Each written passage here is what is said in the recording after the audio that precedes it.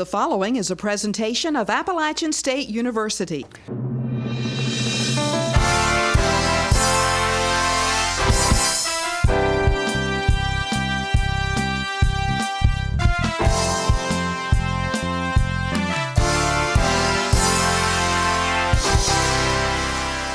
Our nation and world face complicated energy needs. For many years, Appalachian State University has been a leader in renewable energy and environmental research. A new institute on campus is now expanding the university's outreach as well as its ability to partner with business and industry and other institutions to find workable solutions. With me to discuss this new endeavor is John Pine, Director of Appalachian's Research Institute for Environment, Energy, and Economics. Welcome, John. Thank you. Appreciate the invitation, Chancellor Peacock. It's nice to have you on the program today. And John, you came to Appalachian in January, so not very long ago, to lead the Research Institute for Environment, Energy, and Economics. So tell us about that institute and what plans you see for that. Well, thank you. Well, this is a new effort, but it's been in place for years. It's been in the works for years. The board adopted and approved the institute formation in November of this past year. But it exists in many forms prior to that. You had an energy center and there was an economic center that were in place when the proposal was made to the board. The university has a long history of environmental research and particularly with energy. And so the energy center was in place. It's had many staff and many projects. It was formed in 2001. And today is involved with the State Energy Office and many other projects that we can talk about. The other was the Economic Center, which is part of the business school, and it was formed a little bit later, a conference that was held in 2004, and then after that they proposed the Energy Center, and so it's in place also. So the Institute has one more leg that it will have, and it will deal with the environment, the Southern Appalachian Environmental Center. And we can talk more about that type of thing. So in a sense, the Institute has some existing components that are built on the traditions of Appalachian State University. And in the weeks that I've been here, it has just been an absolute pleasure to meet with faculty, to find out more of what they've been doing, how this tradition evolved, and what their expectations are.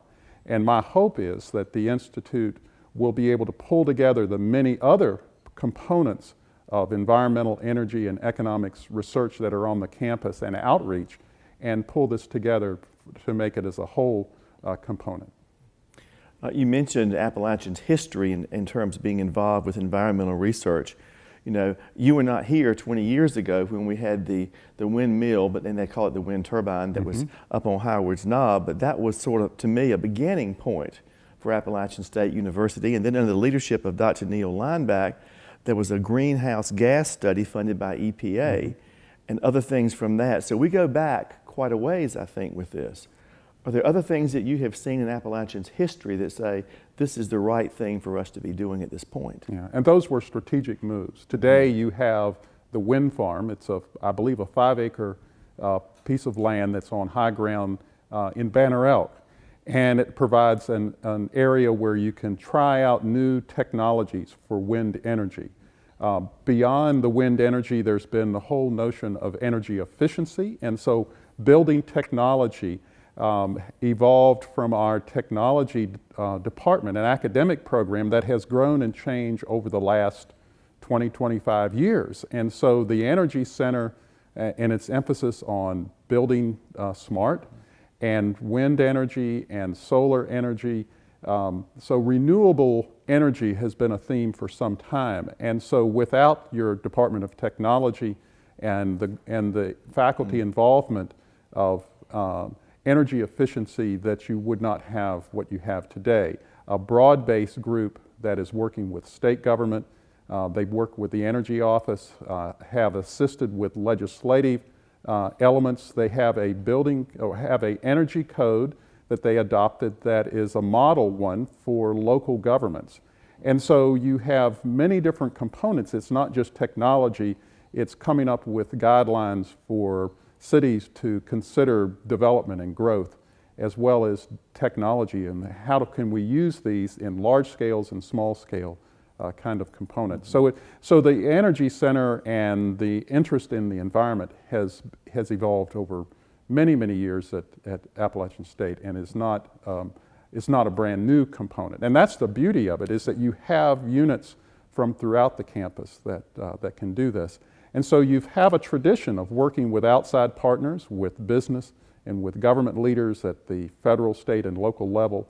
And it provides a wonderful base to then come in and pull together the pieces and try to figure out new ways to offer our research to the campus. Recently, I've been reading a book by Thomas Friedman, Hot, Flat, and Crowded. Mr. Friedman wrote "The World is Flat" and makes you stop and think a whole lot in this. But in reading the book Hot, Flat, and Crowded, I'm very proud that Appalachian has taken this initiative and we now have this center on our campus, because he writes in the early part of the book, and I quote, "The task of creating the tools, systems, energy sources, and ethics that will allow the planet to grow in a cleaner, more sustainable ways is going to be the biggest challenge of our lifetime," end quote. How is this center addressing this? Are we really making a difference here, as Dr. Friedman has pointed out here, that Appalachian can be a player in this? Mm-hmm.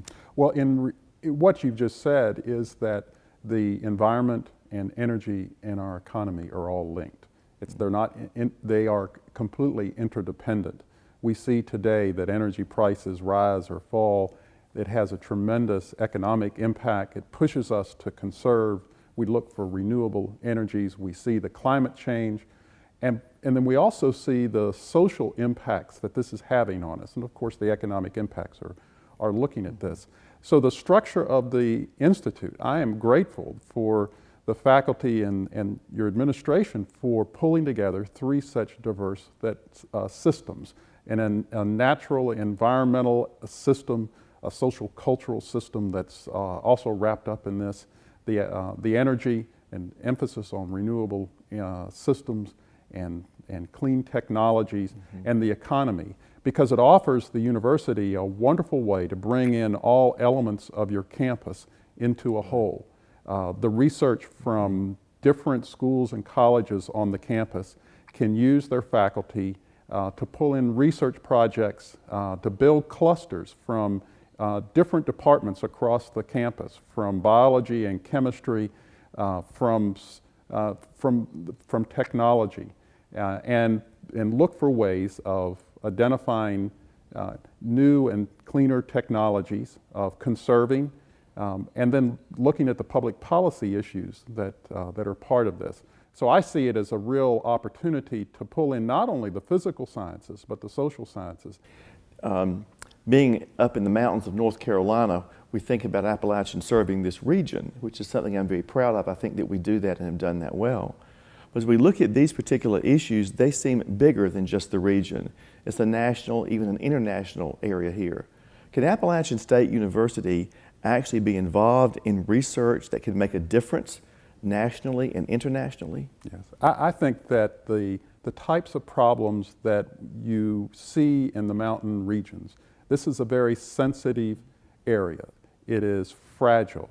I came from the Gulf Coast, and we saw disappearing wetlands, and we saw the fragileness of our wetlands in this. And I learned something from that, and I'm seeing the same thing in the mountain environment. So we're dealing with a fragile environment, and changes in our climate, changes in are going to have impacts in the economy. So we have a setting here that's rather unique, but it has similar kinds of problems to places on our coasts and throughout the world. So I think that we have an opportunity to work within the Southern Appalachian Mountain area and to try things and work together to try new technologies, to look at working with communities and engaging business.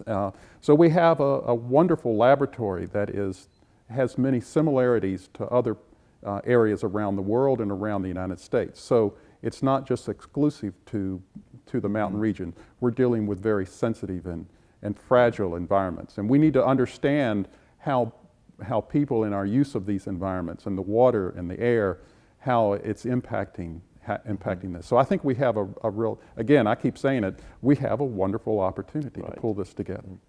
Well, having you at Appalachian State is a great honor for us. We're pleased that you're here. How is it that we caught your attention?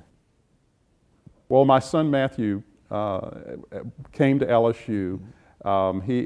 He was interested in going to school in a natural environment. He loved being outdoors, and he had friends here on the campus. And so I brought a group of students here one summer, and so the college trip, and he fell in love with it. Right. And so over the years, my wife and I came and visited, and then we fell in love with it. Mm-hmm. And so it was just a matter of time. I grew up in the mountains in northern Virginia, part of the Appalachians, and so it was a wonderful, it wouldn't have been possible. I wouldn't have known about it without my son, so I'm grateful to that. Now, he graduated with a degree in what? Sustainable development. Okay, and he's doing what right now? Well, he lives in Hong Kong, and he runs a nonprofit corporation and is in graduate school, and he's doing a global MBA program that's a joint program between the University of Hong Kong, London, and Columbia University. So he's just starting with that. And so his experiences here pushed him, the faculty pushed him, and gave him international opportunities that he would have never been to Hong Kong if he hadn't had the year of study abroad from ASU. Well, we're proud of him, that's for sure, but certainly proud that he brought you here to join the Appalachian community for sure.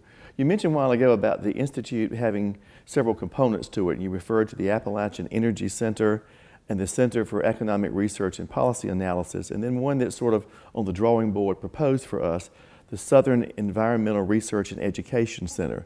Tell me a little bit about the operations of each of those two centers that are underway now and the one that's being proposed. The Energy Center, of course, is the most well-known, and it had evolved for quite some time. Most recently, it has expanded in its renewable energy, both wind and solar. It's involved in policy. It helped develop policies for local government, I guess the model code for renewable energy. It has helped the State Office of Energy with their planning and strategic initiatives. So they have had they've had good linkages with the state office, working with private industry and working with entrepreneur groups here on the campus to build bridges to help maybe build some new, to start up some new companies and endeavors to test equipment. People see all kinds of ways that things can help you. Well, is it really true? And so the wind group and the biofuels group, a lot of that is expanding in North Carolina at different universities, and we've been able to develop strong linkages with them. The second one is an economic policy area. In 2004, they sponsored an international conference and looked at economic issues, a wide variety of them. There is a book that came out as a result of this, and I think you have a group of 6 environmental economists. And so that is a large cluster, and it offers an amazing basis from which to work with public agencies. Of course, the notion of environmental economics is critical in explaining and looking at different alternatives for energy use and sustainability. So you can't get away from the money. And so those two have been in place. They have research labs, test demonstration sites, and they're engaged with business, and that's the critical thing, and federal and state agencies. The third one is maybe the most exciting for me, given my background in environmental sciences. You have a large cluster here of people that are doing different kinds of environmental monitoring. The first I would characterize as atmospheric monitoring, and so just up from your home here is a tower where they have sensors where they're looking at different chemicals in the air, as well as because of the high altitude, they're able to collect information on aerosols in the atmosphere. This particular project, it's partly underwritten by the National Oceanographic Atmospheric Administration. It is the only site east of the Mississippi River. There are sites in the West Coast in the mountains.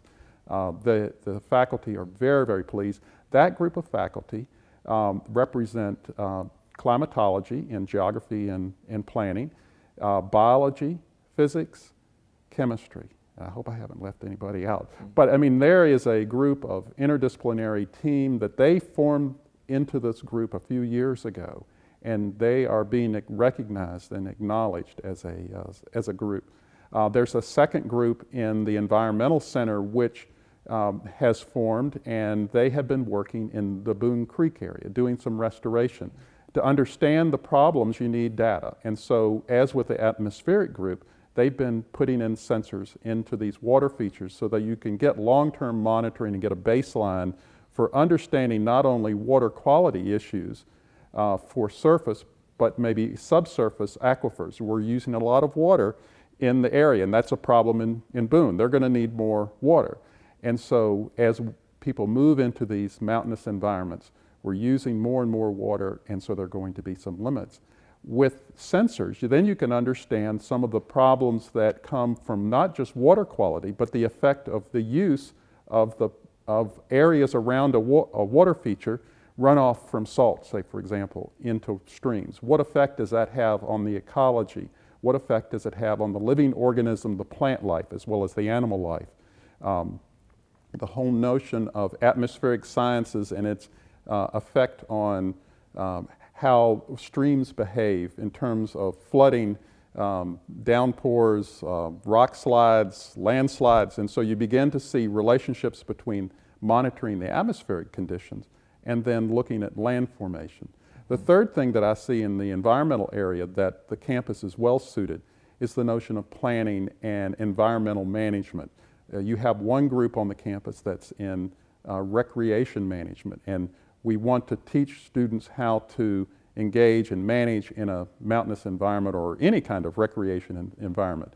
They need to understand the impact of how people, when they use a sensitive area, a fragile area, what's that impact going to be? So the environmental management, from growth management into mountainous environments, the impact of growth on our water quality and water accessibility. So you really have some other, the final program is the one dealing with sustainable development. It's a much broader kind of approach, and environmental sciences. And so the university has academic programs with students eager to work. And one of my hopes is to really engage students at the undergraduate level with their faculty in many projects. There was an example in the student newspaper about 2 weeks ago.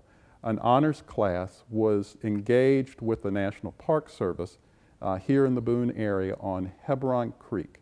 And so the students were taught how to take water samples, and then they walked around and looked at the area and the impact of hikers and others on the fragile environment. And so you had other faculty assisting in the class, and they're doing some analysis, and the report will be provided to the National Park Service as just one example. So to me, engaging the students in this research is a real opportunity. We have graduate students in some departments that can contribute, but we have a much larger undergraduate population that is eager to be engaged and involved. And I wanted to comment on one of the things that surprised me about students here on the campus, and that is the initiative that the students adopted, and where they taxed themselves to fund demonstration projects. And I think it just shows how the university has nurtured and grown a group of young people that are so committed to the outdoor environment. They see it in their curriculum, and they wanted to be engaged in this also. And I think it's a student-led, student-managed kind of effort. And I know you're proud of this. You spoke about it the other night at a meeting. Right. And so engaging the students has tremendous payoff. One, for resources for the faculty to bring the students into the classroom, but getting them engaged just lights fires. And it lights fires for faculty too. I had a class last fall where we organized 100 students in our 5 sections of a class where we taught it together. And they interviewed students at LSU from their experience 4 years ago in Katrina. So we had LSU entering freshmen that were interviewing LSU seniors. And so we taught them how to do interviews, how to analyze these interviews, and then presented that to the university. So I am convinced that undergraduate students can have a role to play in this, and it just challenges us as faculty to look for ways of bringing them and engaging them in the research efforts, engaging them in the field experience in this wonderful environment that we have here. So to me, that may be the sleeping one that the university is well prepared to take advantage of and bring these students and give them an opportunity that they might not have had at any other school because the school's not as engaged in these environmental, economic, and energy types of issues. We talk about making these projects happen through collaboration and partnerships, but the one that really surprised me, as you pointed out, is the relationship with the students that led this. And you're correct, it is a student-led effort here. They taxed themselves $5 and to go toward renewable energy sustainable development. And they came out with the biodiesel fuel, which we use in our Apple Cart. They came out with the funding for the solar panel in front of the College of Business building, and those are done. But sort of the granddaddy of all is the one that's coming up very soon, and you and I were at a public forum about a week and a half ago, and that is this new wind turbine that's going up. Talk a little bit about that, how much you think that will save, and is this something that Appalachian can do more of, or how do you see this going? Well, I think it's a symbol of the turbine is a product of the appropriate technology department, the faculty that are part of the Energy Center, the students that were in the class, the ideas that came from the students when they had enough money to contribute to doing something like this. It wouldn't have been possible if you didn't have the Energy Center and the faculty and appropriate technology. So it becomes a symbol that will be at the top of this hill, that it shows a demonstration project, and people will see what it's like to have this very large turbine, wind turbine at the top of the campus. It will generate electricity, and it will provide a means for students to monitor this, to see what economic impact that it has, what effect does it have on the culture of this community, and so then so they're truly engaged in this. So I think it's a symbolic nature of student engagement and bringing this into the research community and the academic teaching parts of the program. So I think you will see more of this, and once you start it, it's going to roll, and I think you will see ASU being even more green, as symbolically being environmental and energy and trying to make a contribution to some very, very critical issues that we're facing today. So I think it's a wonderful example of where you do something small and then it has much larger effects that you hadn't anticipated. Right. The senior class gift this year is going to be money that goes toward that, as well as the funds that are in the renewable energy account that the students have put there. So it's truly made possible because of the students and their commitment and all here, working with faculty and all. Now, is this true? This will be the largest wind turbine on a campus or in the state of North Carolina. Have you heard that? That's my understanding. And I think it's such a good example where you put it in a very visible place, because there are people that object, and we think there are concerns about noise, there are concerns about visual contamination of this beautiful environment, and so it just puts you out there. We'll test it, and I think that what you will find is that people might replicate it, the same type of technology or much smaller wind turbines, because size, they may be able to improve the technology both with wind as well as solar to allow us to do much smaller projects. And then we have a landscape here that's very high, and we have wind, and so it is something that could be done not to the large scale that we have outside the Broyhill Conference Center. Mm-hmm. And so I think to me it's a very visible symbol of an institutional commitment, not just by the administration and the faculty, mm-hmm. but by the students too. That's exciting. Right. Would it be possible to have a campus fully powered by wind turbines? Certainly to reduce, well, I know that the facility services here is investing heavily in reducing the use of energy. And so the notion of being a sustainable campus, you have a strategic plan to reduce use by different kinds of technology. For example, a different type of bulb that uses less energy. Right. And so you have wind energy that could be a source, but then as you mentioned, there are other types of renewable sustainable energy sources. So the campus could, instead of being a drag on the energy system, actually be contributing more and more through different kinds of alternatives. And so that's the strategy, is reducing our use and our overdependence, the notion of biofuels, our imprint on the earth in terms of trying to make that more delicate. So you use biofuels rather than all just oil products. And so with a variety of strategies, I think we can make it a more sustainable campus. There are some campuses that have a very, very strong record, even in the state. And so we want to go as far as we possibly can.